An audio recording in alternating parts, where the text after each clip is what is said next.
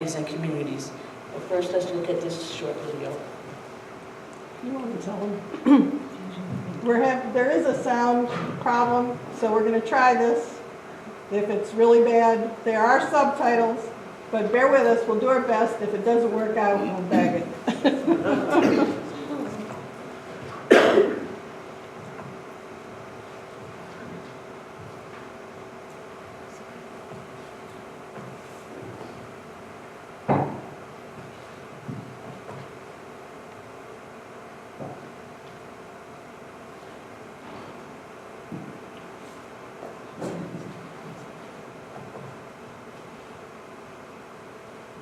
Oops. Might help if I push start. There are subtitles again, so Is it possible to turn off what they looks like? no, unfortunately, no. Just one moment. It's a very short film, so we just got to. Come on, thing. It's coming. It is coming. Buffering.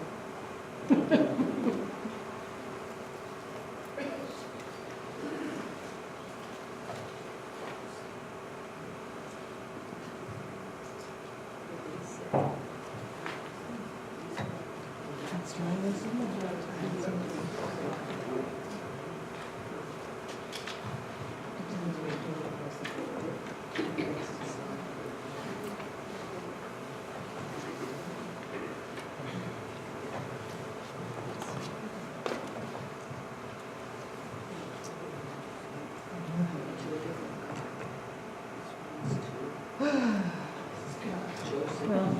If it I guess, doesn't come in sorry. a minute or so, we need to move on. Yeah, Yeah. sorry about that, folks.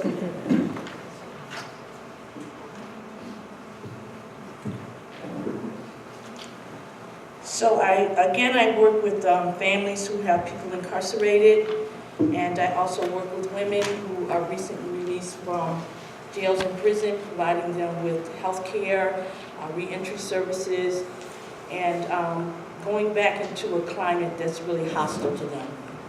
So I want you to remember that the system really doesn't have to be racist to be systematically racist.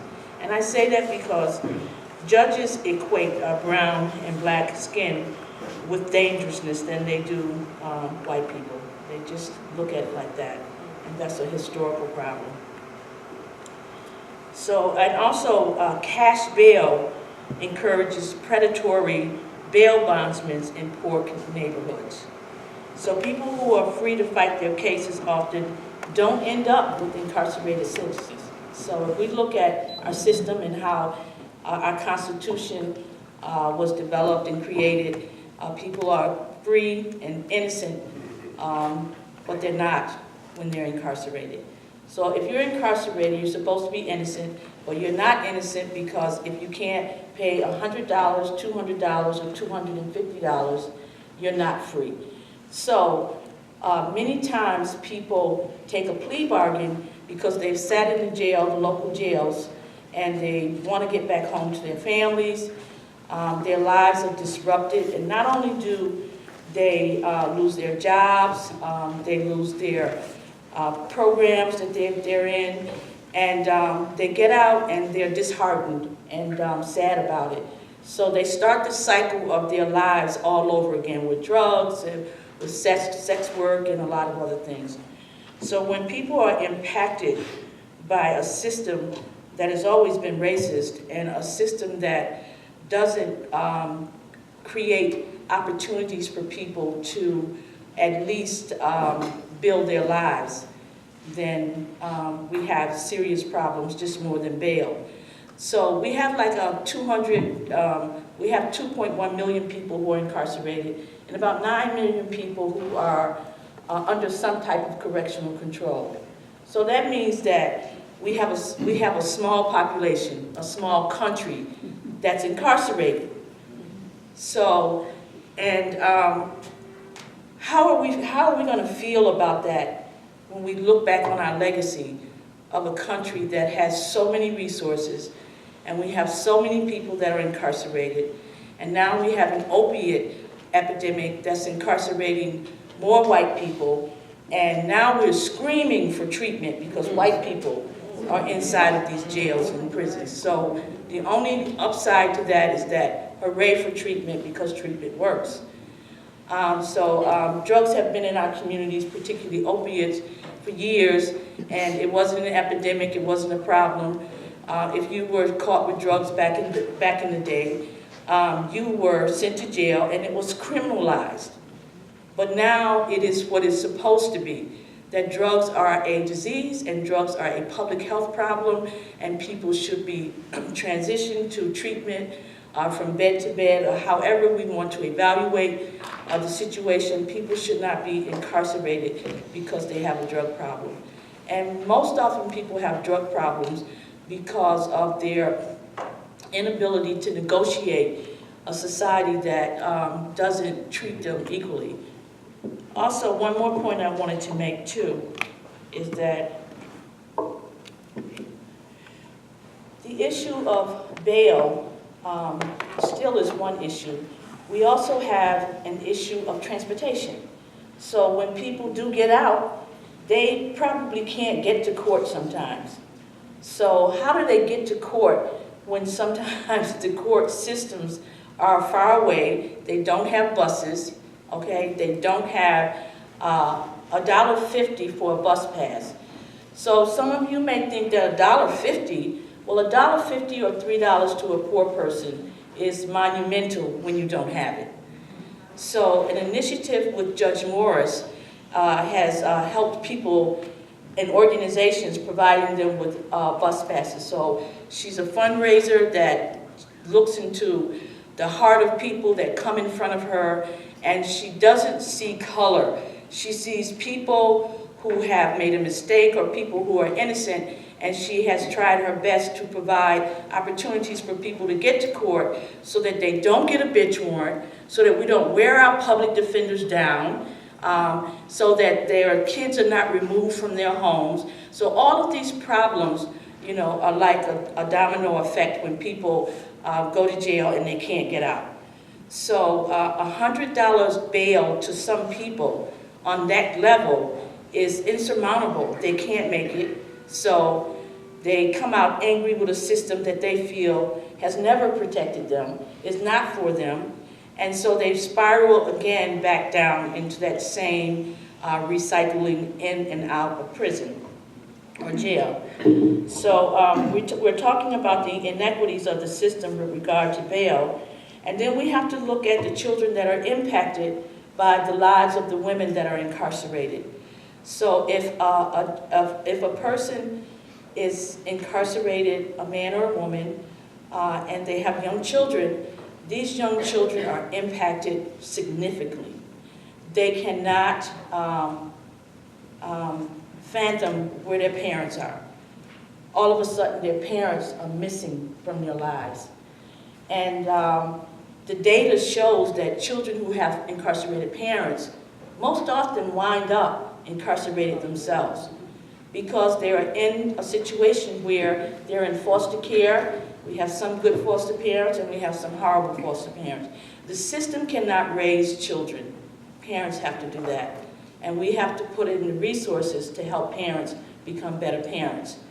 So when people leave jails and prison, teaching them how to navigate the services in Rochester is one of the roles that Josie and I play. And I think it's important to play that role and to be in that role is because we don't want people to end up in a situation where they feel discounted and where they don't feel that they belong in a society. We have so many people that won't vote because they feel like their vote doesn't matter. And that is a thought when I really think about it, that our civil rights movements and Selma and all of the heartaches and pain that the civil rights movement brought about for African American people to vote, and we feel so insignificant that we don't vote. And why is that? Because we still have a system that imparts racism. And if we continue to put people in jail, give them bails that they can't make, and also to undervalue their potential. People who are incarcerated and leave jails and prisons with their certificates or their degrees, and they come out and can't get a job, can't get housing, their civil liberties are at risk, or either they don't have them. So we wonder why people wind up.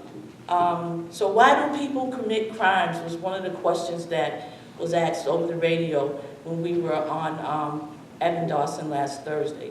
So Tim tried to explain it really eloquently. But people commit crimes on a low level because they don't have the skills or the know-how to get a job. So if we are who we say we are, we're sitting in here and we care about our people, we have to be mindful that information about them is powerful and that they are not just, it's not just about bail reform. It is about that, but it is about the deliverance of a nation of people who are incarcerated, who are black and brown. We have detention centers full of people who are different from us. So now we have a country that is not progressive and not meaningful. Thank you.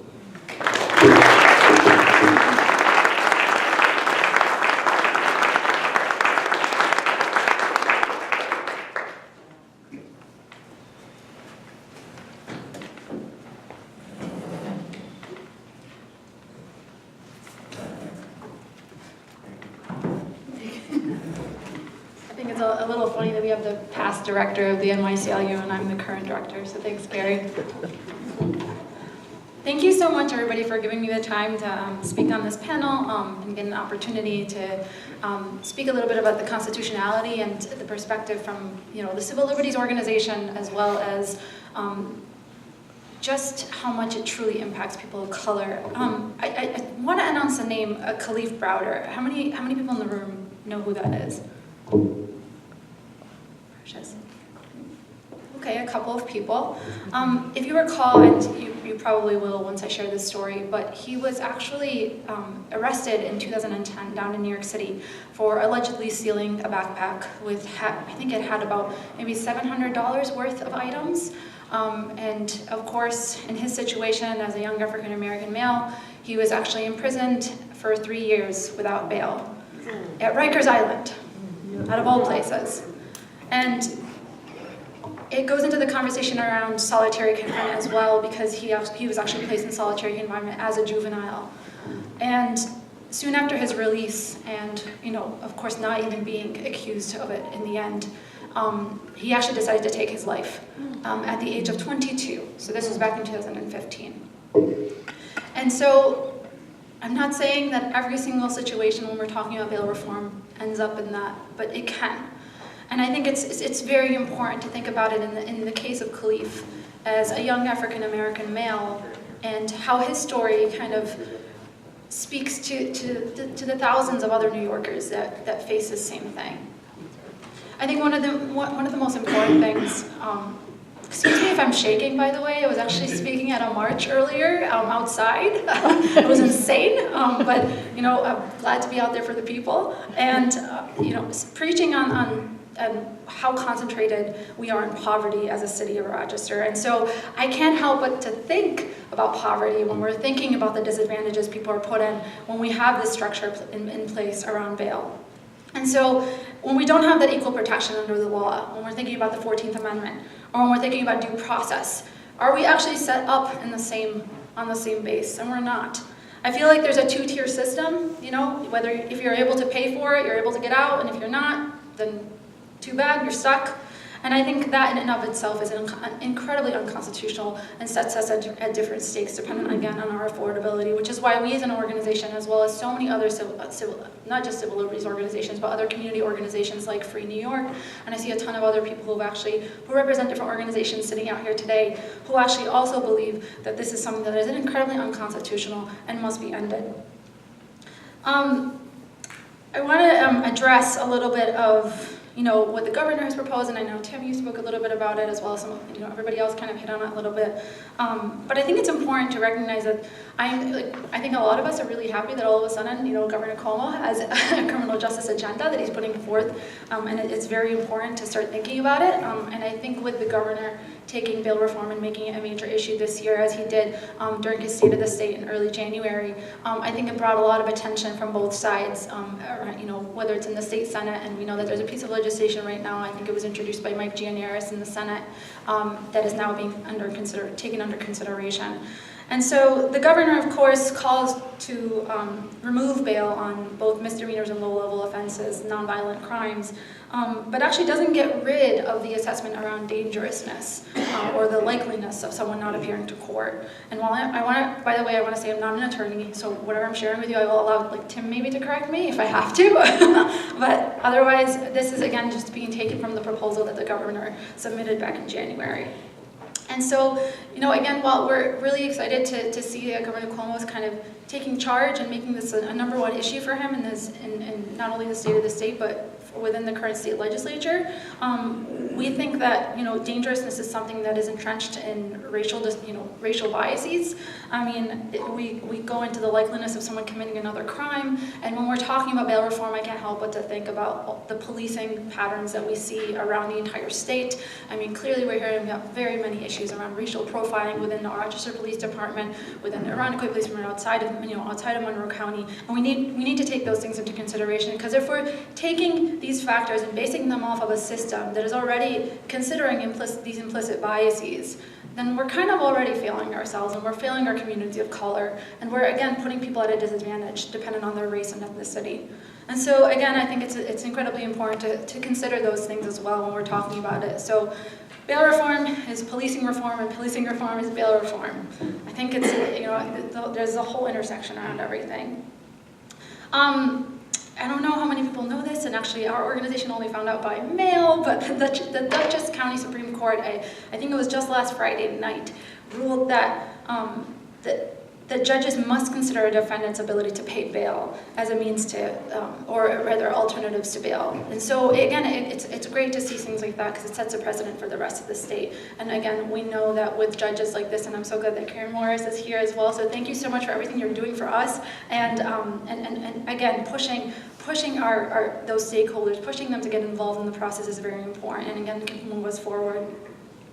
I think everything else, I don't necessarily want to speak for too long, but I think everything else was kind of touched on. But I want to talk a little bit about how you guys can all advocate on these issues. How can we take all this information that we're learning today and understanding on how to advocate for these? And I think it's really important to, number one, if there's a lot of information that you grasped today. I'm not expecting anybody to walk away with knowing exactly how the bail system is structured and how it's put into place, or what the alternatives to this system are.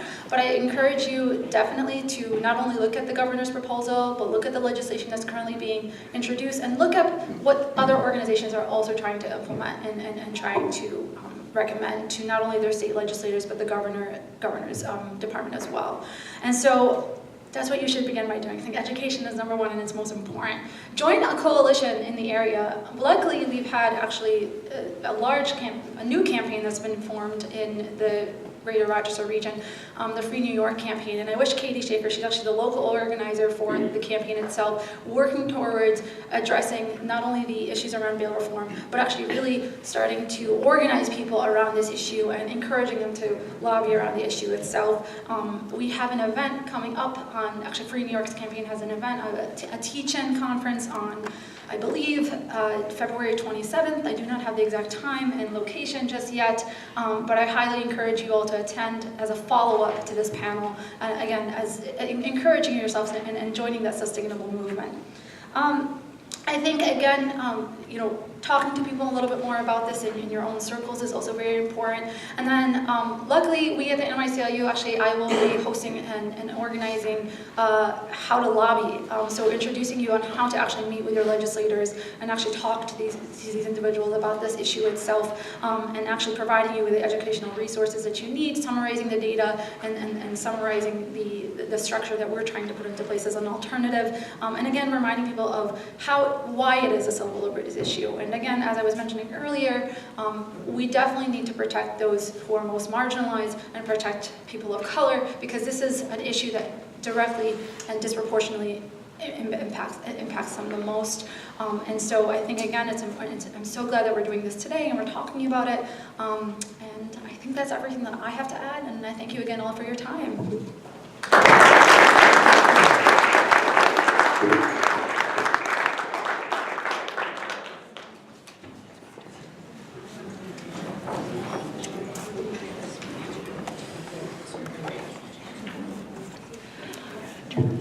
Thank you, everyone. That was wonderful. We now have some time for questions. So I will just come around. I'm wondering what the budget implications are for the governor's proposal. Is this going to cost a lot of money? Is this going to make it a major issue because of budgetary problems? So there you go.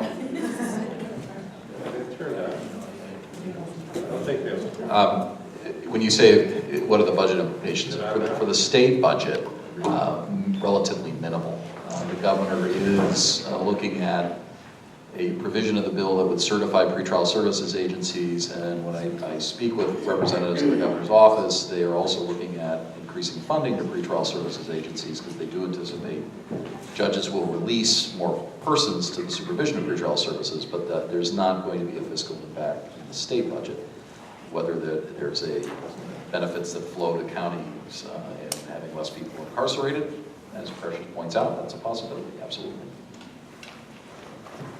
If I could add to that, when you do your advocacy, keep in mind, and I know a lot of people here have been involved in activism and advocacy for a long time, so they understand what's going on in Albany. So, but for those who don't, Albany, the assembly is controlled by the Democrats. We tend to be more progressive, and this has a good chance of passing the assembly. The Senate, which is also controlled by the Democrats, to a point, because there's more Democrats in the Senate than Republicans, but they don't have actually control, because there's a band of Democrats called the IDC, the Independent Democratic Caucus. The caucus is with the Republicans. So that's where the real struggle is going to be. So you're going to end up, locally, you're going to end up lobbying and speaking to people like Harry Bronson, who's a good progressive, but he's in the assembly, I'm sorry. So, but your senators are going to be like Joe Robach, and who's the sportscaster that's now Rich Funky. that guy. Rich Funky. And the thing is, they're both very conservative. But the argument you can make in their advocacy to them is the same that's being made with some conservatives that are now pushing for reform with mass incarceration in general. That it's extremely expensive to hold people. As Tim said, there's 1,000 people in jail every day, on the average of every day. Well, you have to hire deputies, you have to have a place to store them, to house them. At one time, I think there's people here to remember, we had a jail, and we have so many people now, we have to have like basically 2 jails. The jail and the correctional facility. It used to be 1 facility, that's how many people are there. But by the time you hire deputies, pay benefits, the physical overhead, it's extremely expensive. So one argument you can make with fiscal conservatives like Funky and Robach is that this is actually very costly to have the system that we have today. Just one follow-up on that. As far as the cost involved, the cost to incarcerate somebody pretrial across the United States is about $60 a day. The cost to release them in pretrial services is $7.37 a day. So you can use those figures when you're 10%. The average cost to incarcerate somebody pretrial across the United States is $60 per day. The average cost to supervise that person if you release them to pretrial services is $7.37. So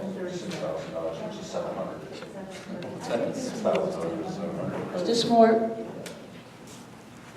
when Gary slipped out and said was store, it is because that's what we do. We warehouse people, in jails and prisons, okay? We no longer rehabilitate them. So punishment is just prominent in corrections and security. So that's all they care about, security and punishment, and people languish in there. So if a person gets sentenced to a state facility, so you're saying how much money is this going to cost? So one person annually in the New York State prison system is almost $70,000 a year for one person. It was 60 the last time I looked, but I think it's almost about 70.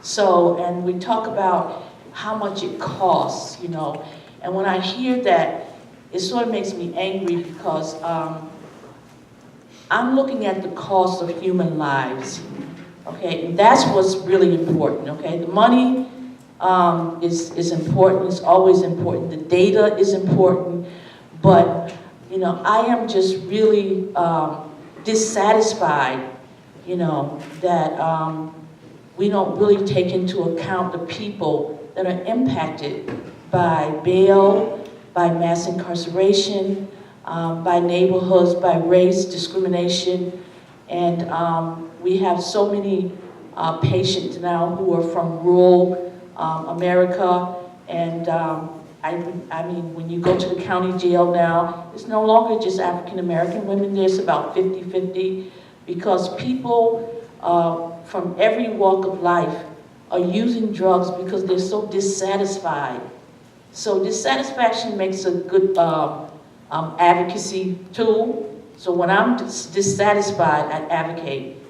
But so if you're dissatisfied with what's going on, Amit spoke a little bit about advocacy and coming to the next presentation. So I encourage you again to get involved, to learn more, to ask questions, you know, continually seek information.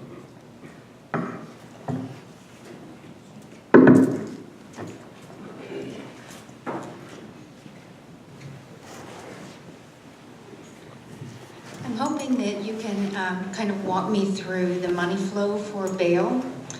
And I want to find out if there's a short-term incentive for always demanding bail, or if it's just supposedly a law and order issue for the judges or whomever.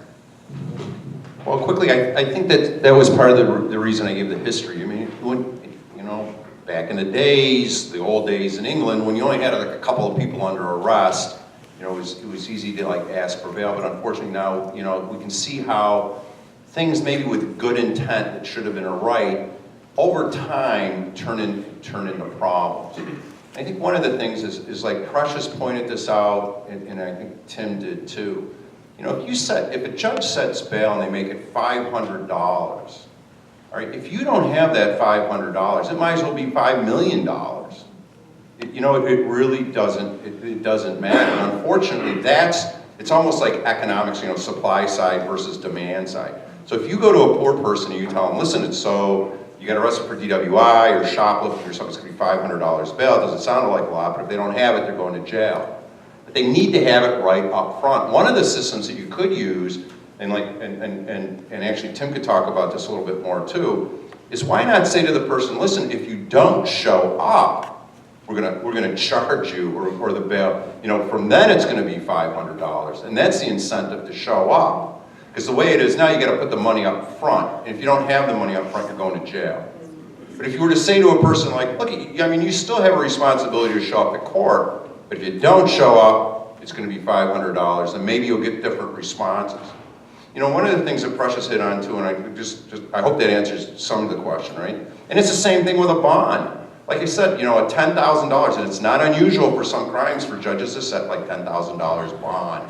But it's $1,000. Well, you know, you still need $1,000 to give to the bondsman. And if you're poor, where are you going to get $1,000? You know, it's just not going to happen.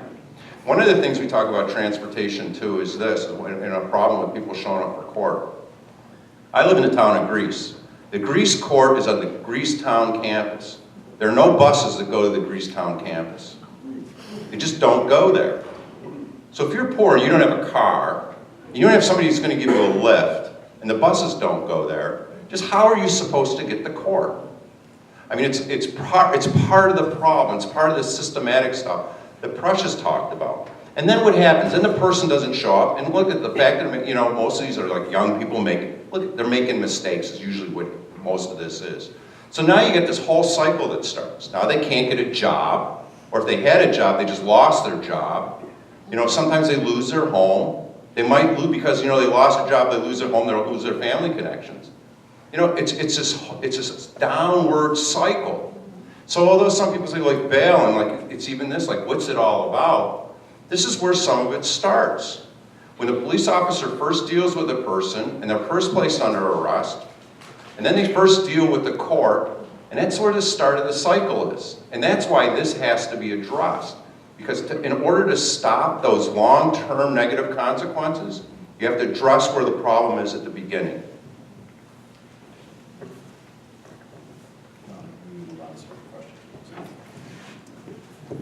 Actually, my question was going to be similar, and I don't think you quite followed the whole trail. So people pay bond or pay bail, then ultimately they get it back when they do show up, or what? And there's also, I would point out as a former banker, obviously an expense of keeping track of all that money while it is in the hands of whatever entity. Yes, if bail is posted with the court, if it's cash bail, for instance, if the person returns to court, they get it back minus a 3% fee. Yes. But the clerks of the court will tell you that's the required fee that they need in order to have the auditors and the bookkeepers to keep track of it. I'm not sure whether or not the previous question, the person that asked the previous question, I'm not sure the question was fully answered in that I think they were asking about some of the other factors that go into, that are in play when a judge sets bail. Is that what you were asking in the back there? Well, we need to point out that there are, and Precious is telling me, of course, this court surcharges for fines and everything else. We can touch upon that in a second. You need to keep in mind the number of judges that set bail in Monroe County. Here in Monroe County, we have 48 separate town and village court judges. We also have, right now, 7 acting city court judges, and then probably 20 superior court judges that set bail. All of them take into account a variety of factors that aren't contained in the bail statute. And the number one factor that they take into account that they shouldn't, and some judges don't do this, I agree, but a lot of judges do, is dangerousness. It's not in the bail statute. Judges are precluded in the statute from considering dangerousness or likelihood of reoffending, but they do it uniformly. And that's just one factor, impermissible factor, that they take into account. We'll have local court judges that'll set bail if a citizen from the city comes into their town and commits a crime. How dare you come into our town and commit a crime? I'm going to set bail and I'm going to remand you to custody. That's another impermissible factor. So the judges, the irony is that the actual bail statutes, the scheme that we have, when it was passed in the early 70s, was called very progressive. And I've heard commentators say today that if it were followed, it would be the most progressive bail statute in the United States, but it's just not. Judges don't follow the statute. They don't do an individualized assessment of the ability to pay or set bail or any of the other factors Gary outlined. They use impermissible factors routinely in setting bail, that in cases where there should be no bail, or they set very, very high bail and there's no chance the defendant's ever going to post it.